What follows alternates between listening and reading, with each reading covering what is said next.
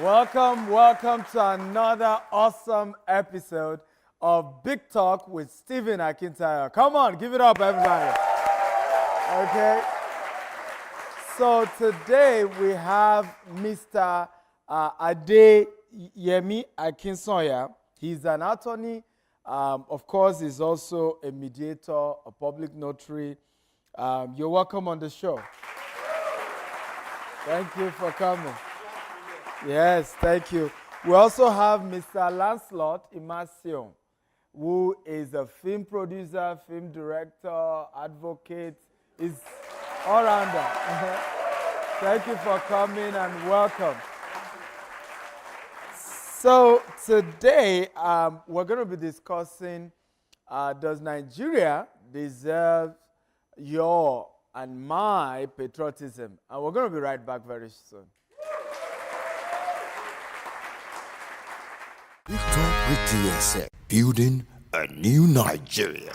Come on. Okay, welcome back.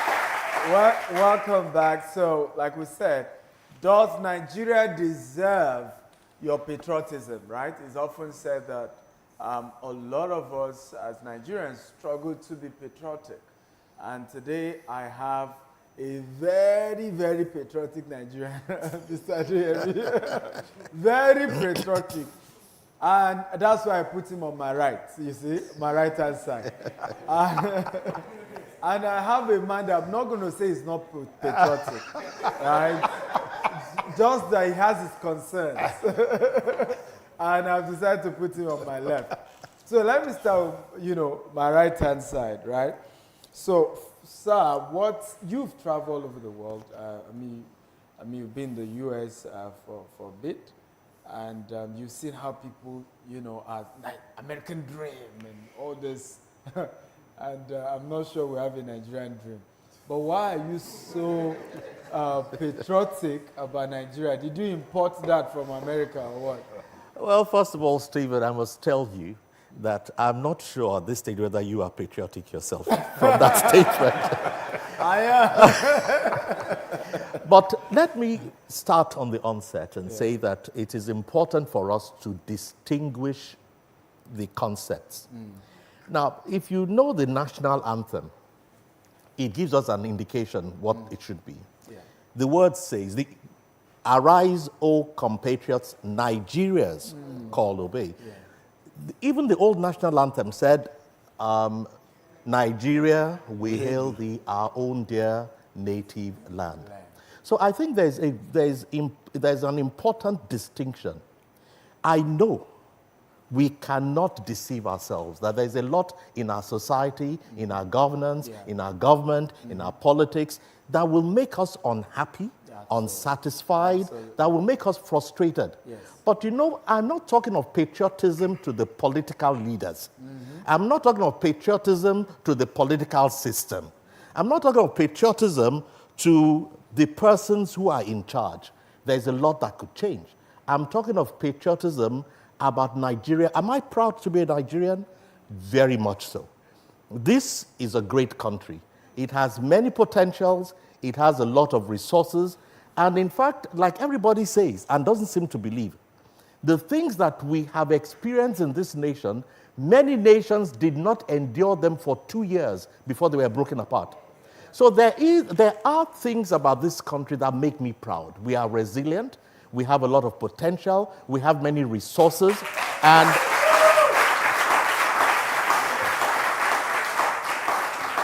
I believe that the thing here is like taking a piece of pottery or say a set of tools. If you don't know how to put it together, you are going to say it is useless. But put somebody there who knows how to put it together, and you'll come out with a great thing. Now, what we are missing in Nigeria that is making us, there's one thing about Nigeria.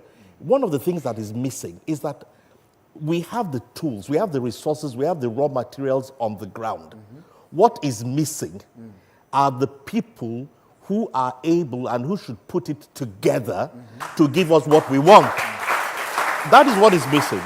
And as we look at this, Stephen, I'll tell you this. Many times people have asked me, for example, I mean, I'm clearly not a young person. Trust me, the white hair you see is not the makeup artist who put it. You know.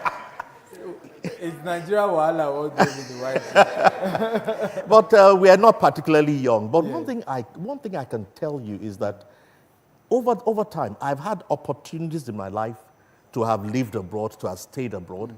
But on each occasion, I have made a clear election to return to Nigeria. Not because of anything else, but because I believe that this country is one of the greatest countries in the world. Okay, let me go to Lancelot, who obviously is not as old as our barrister here, and probably speak the language of the youths, right? Who are not saying Nigeria jaga jaga, not trying to japa as it were, but how many of you here want to japa, by the way? Let me see your hands up. I know we'll talk to now. We have a lot of japa gang in the studio. Is there any reason for us to be patriotic in this country? Well, I turned 50 some 7-8 months back. I turned 50. Congratulations. Thank you. And I did a release when I turned 50 that I was orphaned by Nigeria since I was 12 years old. Of course, at 50, I saw Nigeria when it almost worked.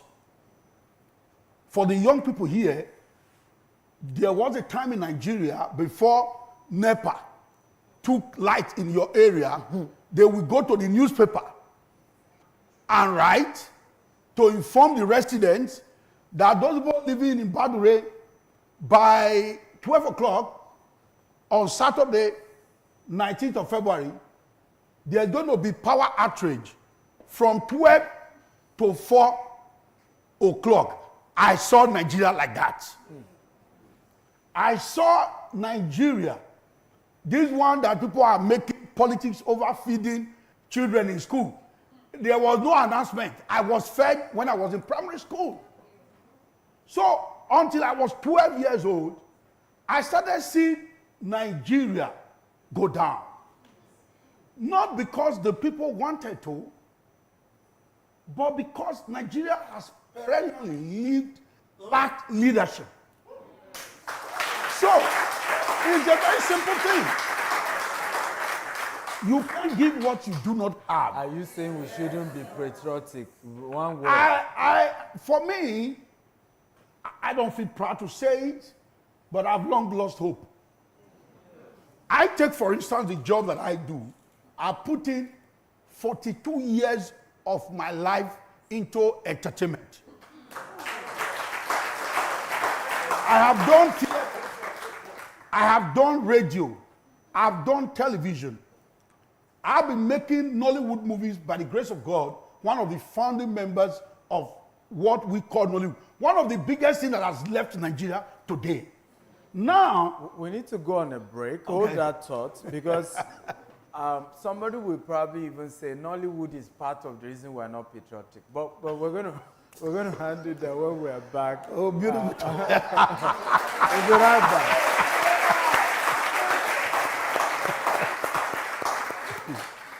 The major secret I have learned that has made me successful in business is that it's not how much money you make, but how much it works for you and the generations you keep it for. The only way to achieve this is by investment. Real estate is the only type of investment that has stood the test of time, and we guarantee you massive wealth from generation to generation. What are you waiting for? Invest in real estate today. Invest with GVest today. Big Talk with DSA, building a new Nigeria.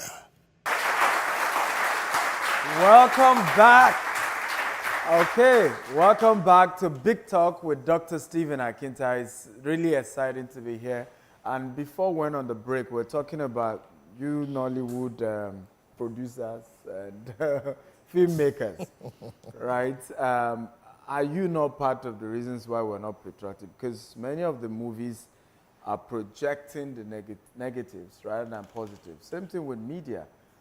You, for example, and I've said this oftentimes, you go to, there's no time I've been in the US that I'm in Maryland, I've not heard of a gunshot, somebody being shot.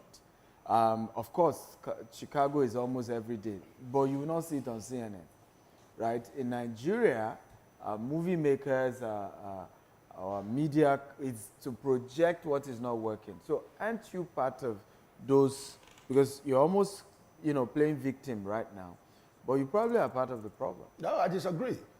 I disagree. My job primarily as a filmmaker, as somebody in entertainment, is to mirror our society. And that's exactly what we do. And let me tell you, let us be very realistic here. We always make reference to America. You see, there's kind of a father that you will have, the kind of parents you're going to have, the kind of love they show you. I'm not talking about money. I saw a girl the other day that the mother was abandoned by the father while growing up, but the mother struggled.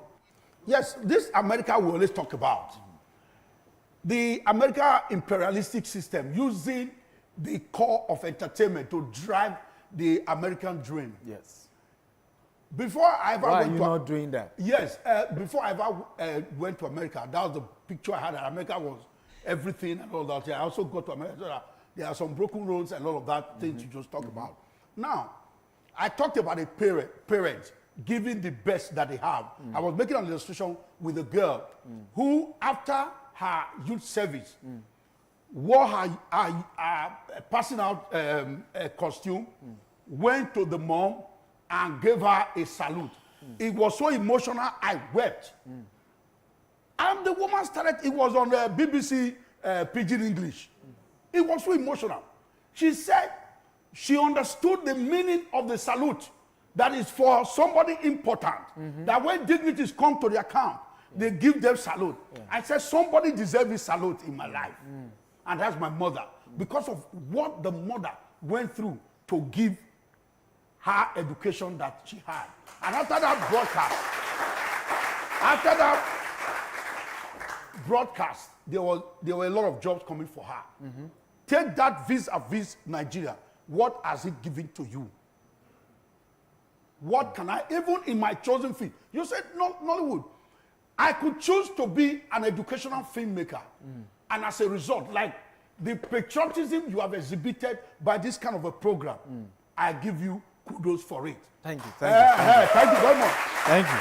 But I'll leave you with this. Yes. If you never come out for forest, you don't go pick dirty way there your hair. Not be you write this book. Not be you write this book. There must be something that you have seen that you want to share. That is fine. But I call on Nigeria, those that are responsible for piloting the affairs of this country, to give to their citizens. Yes. And you will not even ask for it. You will see people bouncing back patriotism. Okay, beautiful. But Barrister, I need to come back to you. I remember my first time traveling to the US with my green passport, of course. And, I got to the point of entry and they put my passport inside a yellow bag and asked me to follow a gentleman. So I didn't know what that meant. They asked me to sit somewhere. So I had to call my immigration consultant. And he said, what did they put your bag in? If it's red, you just land in Nigeria. They don't deport you with that. I felt like, wow, Jonah, I spent a lot of money to come to America. So I stood up and I walked up to the immigration official. I said, what's going on here? Why are you subjecting me to further scrutiny? And the man said, don't I have the right? I said, I don't know. Maybe you have. I said, I've been to other countries. He said, which other country? I said, Ghana, Dubai, London. They don't treat me like this. He said, you Nigerians, it's because you say half truth and half lie. I felt so embarrassed. I remember telling her, I said, I'm not just an ordinary Nigerian. Google my name. you know, of course, he Googled my name, saw that I've written a book, and gave me a special treatment. Said, obviously, you're one of the most important people from Nigeria. On behalf of the United States of America, welcome to Atlanta, Georgia. But not everybody can even defend themselves that way. Not everybody has written a book, or each time we go outside this country, once you have a green passport, right, your life is finished. Barrister, why should I still be patriotic with all this, you know, stigmatization just because I'm in Nigeria? It boils back to the thing I said at the beginning. You are talking of two issues here. There is the country. There are its leaders, there are its systems. There are also a group of persons. In any bag of place you have your bad eggs. It is important for us, again, as I said, to distinguish between being patriotic about Nigeria and being patriotic about our leaders, about our government. Now, when Imaswen was speaking, he made a reference to a time when we had leadership. Yeah. Okay? It was not, Nigeria has not changed. Yes. It's the kind of leadership that existed that has changed. Now, we've gone through several elections. I have a lot of young people here. One of the things that we have been saying to young people is, look, listen, there is power in your hands. We have a democracy. Go and get your PVC. Get ready to vote. And let's get away from platitudes and, you know, slogans and protests and demonstrations. Let's begin to demand accountability for our leaders. We vote in the... Yes, whose responsibility it is to encourage patriotism? The government, the schools, the church, the religious leaders? Whose job is it? Patriotism is not something that you go out of your way necessarily to encourage. If the right things are there in place, you will be patriotic. And the thing is that what will put that thing in place will not be achieved by all of us sitting back, constantly complaining. I can assure you, the same America we spoke about, for example, they had a period of 4 years under a president who, for the first time, showed us things possible in America that we would have said, oh, it can't happen in America. We saw people attacking their Congress, about to go in, asking for their vice president to be killed, asking for the place to be shut down. There was rioting and so on and so forth. You would have said, hey, wait a minute. Is this America? Yes, it's America. It is telling you that it is not about the nation per se. It is about the leadership. When they had the kind of leader that could bring out that kind of potential in them, we saw America with the kind of negative potentials. In fact, if you took away the Congress, took away the name, showed that picture, it would have been a nice portrayal of, say, an African country or Nigeria. But when Nigerians did that in NSAS, it was bullets that they received.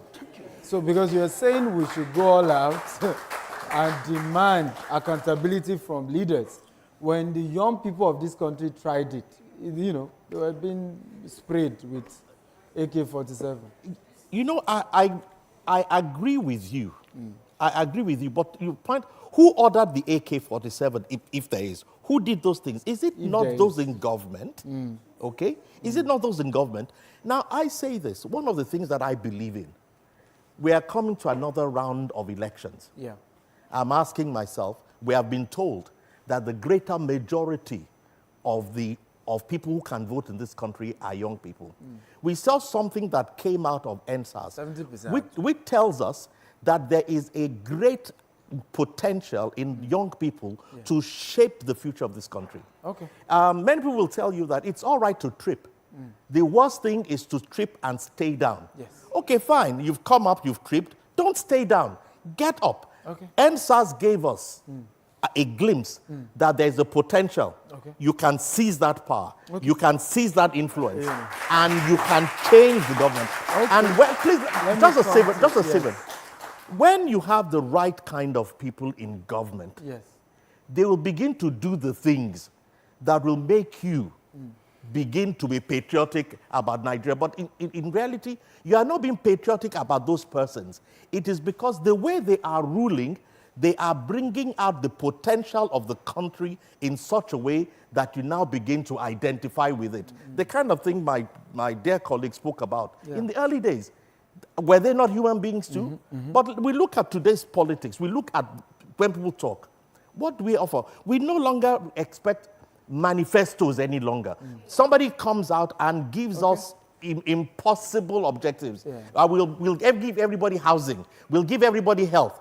Even in the realm of human resources, they tell us that, look, things should be measurable. They should be tangible. You should be able to say, this is what it is. But we have the power in our hands to hold people accountable. Okay, let me go to Lancelot. JFK said during the Soviet Union war, do not ask what your country can do for you, but ask what you can do for your country. Right? You are flipping that to say we should be asking what our country can do for us. We did a contest with which JFK said that. Do we have same contest here? I can't. I have lost it. I'm not proud to say it, but this is the way I feel. A colleague of mine, counterpart like me, doing what I've been doing in a different climate, will probably be getting different results. So, those that are saddled with the responsibility, we have started again now. I did a video the other day, I posted it, that's the way I can. We contribute our own quota in our way. I shoot skits, I put it out there. You see, this is a beautiful idea. More of such need to come to influence the minds of the youth towards having the guts. See, the issue is the guts. If I come out to challenge and ask for accountability, will I not be killed? If I'm killed, who is going to ask for my dead body?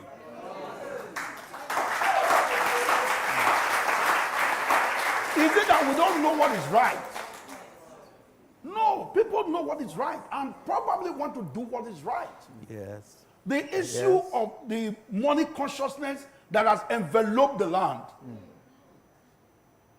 You say they learned it from watching Nollywood film. No, the bad roads too that we don't have. Nollywood film taught them. You just take a trip to Badore with a truck. Some boys will come out and ask that if you don't pay them, you will not pass them. Excuse me? Okay. In a country, and nobody's going to ask any question. Somebody came out to tell you that those boys that run after bike men and bus drivers collect billions monthly. Let me pause you right there. We have to take a break, and when we're back, we will engage the audience. They are hungry to say something about this, aren't you? Okay, so we'll be right back after this break.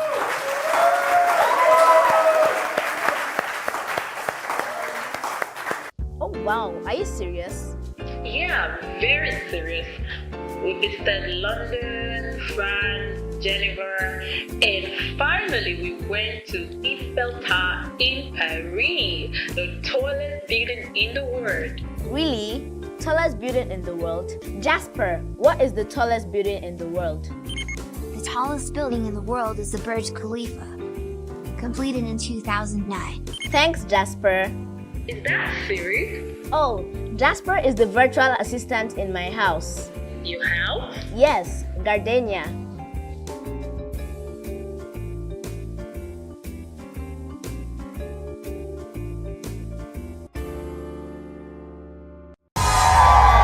Big Talk with DSA, building a new Nigeria.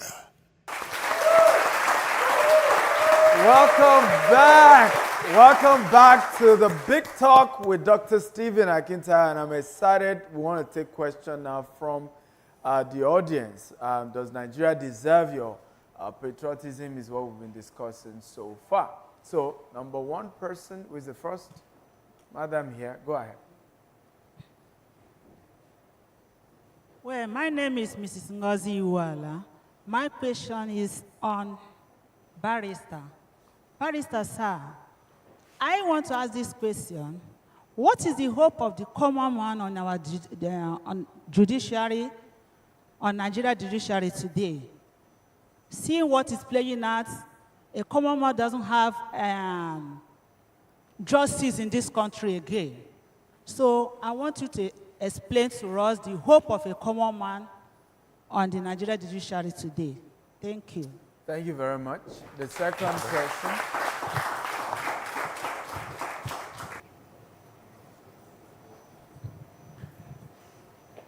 Good everybody. Good day. My name is Ekem Theophilus. I'm a Nollywood actor and a first model. So my question goes to Barrister. My question is, why is Nigeria leaders of nowadays afraid of the youth? Anytime youths make move, they feel threatened and come against them. Thank you. Okay. So I'm going to ask the third question. There's a gentleman here who already looks like he's in Canada, or US. So he has to tell us, what he thinks about being patriotic. Because I know his body is just in Nigeria, but his spirit and soul, as Japa.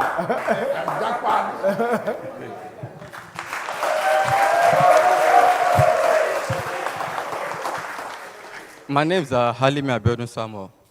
My question is, what can we do to make us patriotic? Okay, beautiful question.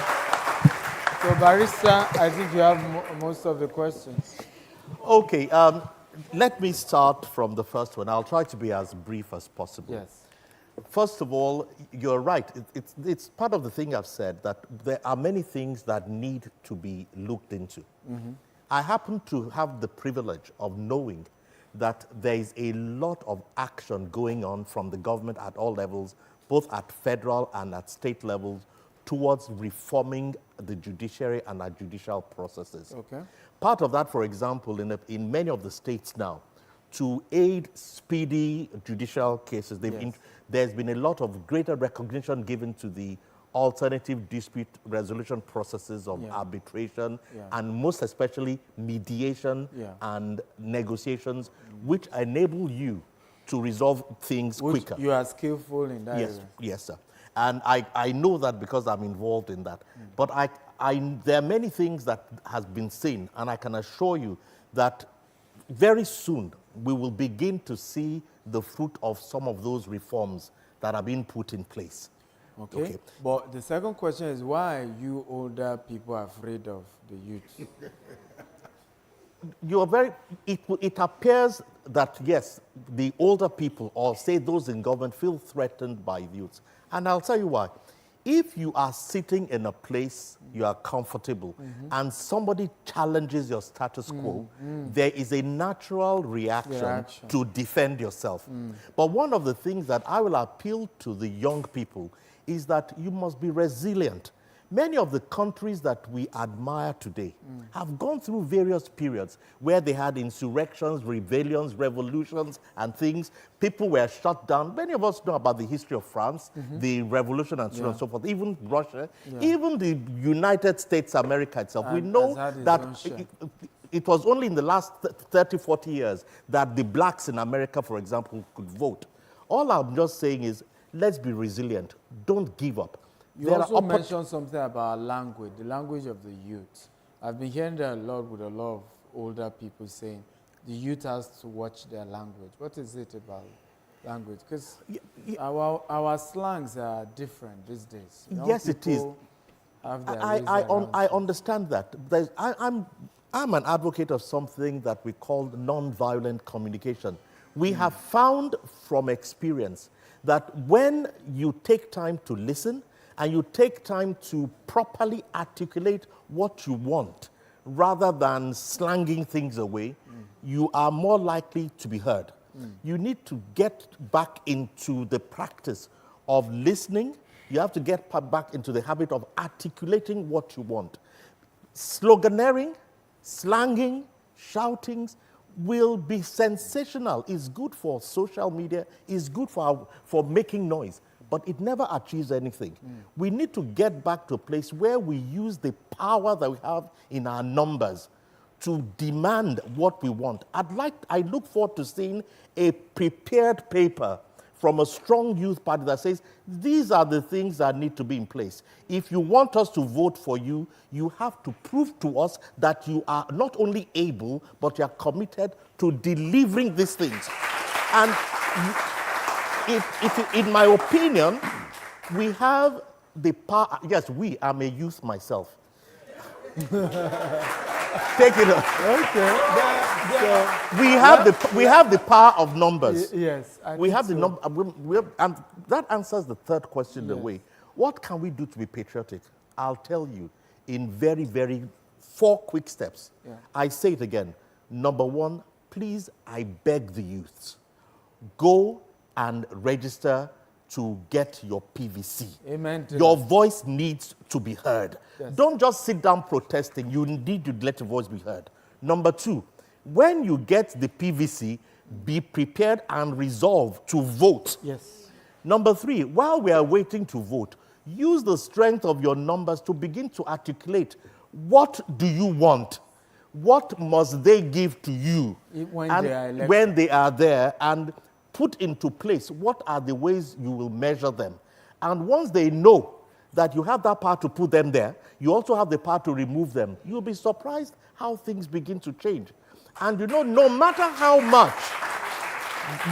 many thugs we put on the streets, let me tell you this, who are the thugs? Have you seen an 80-year-old thug? Have you seen a 70-year-old thug? It's the same young people.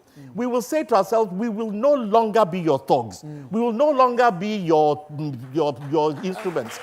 We will use the power that we have to get what we want. Because thank you very much for that. And I will say that, particularly on the PVC one, amen to that. We all have to go get our PVC. Lancelot, what do you think about this patriotic grammar that Barrister has said? The weapon that they've used consistently to hold the youths down has been the weapon of hunger.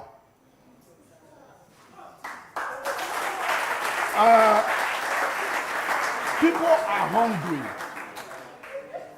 Like I said, I've gone on my social media to say, Nigeria needs help. When I see the kind of persons coming out to say they still have the temerity, I say they don't see Nigeria finish. They still have the effrontery to come out to say they want to be president of Nigeria. It's saddening. Stephen. What they've used that gives them such impetus is the weapon of hunger. They have used hunger to hold the youth down. And by the time anybody just dangle anything that we arrange food for tomorrow and next, people are that's the thing. The consciousness needs to be higher. I have been watching in the news a governor come out to say, this is my anointed candidate. In a country, in a state of over 4 million persons. One individual is coming out to say, I have anointed this person to be the next governor. You can resist it by going out to vote. Yes. Okay. Why are they getting some youth to support? They have used the weapon of hunger. Time is not our friend. Unfortunately, time is not our friend, on this show. The truth remains that those in government need to know that something is wrong and they have to act fast because time is over. But those of us who are citizens need to know that we're more powerful than we think. 100,000 people cannot hold 200 million people hostage. It's not possible.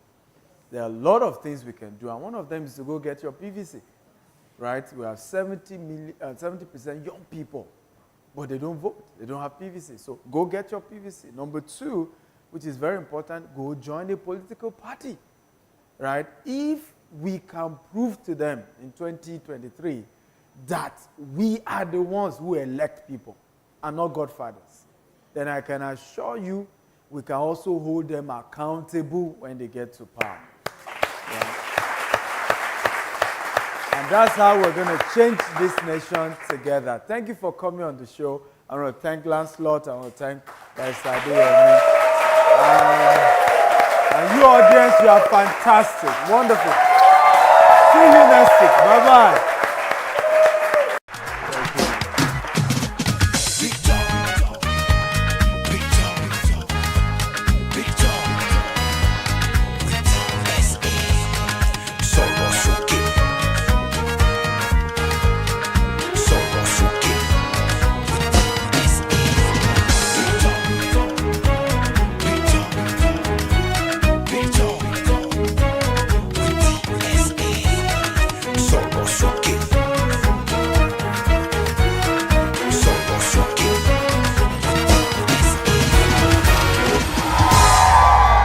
Victor with DSA, building a new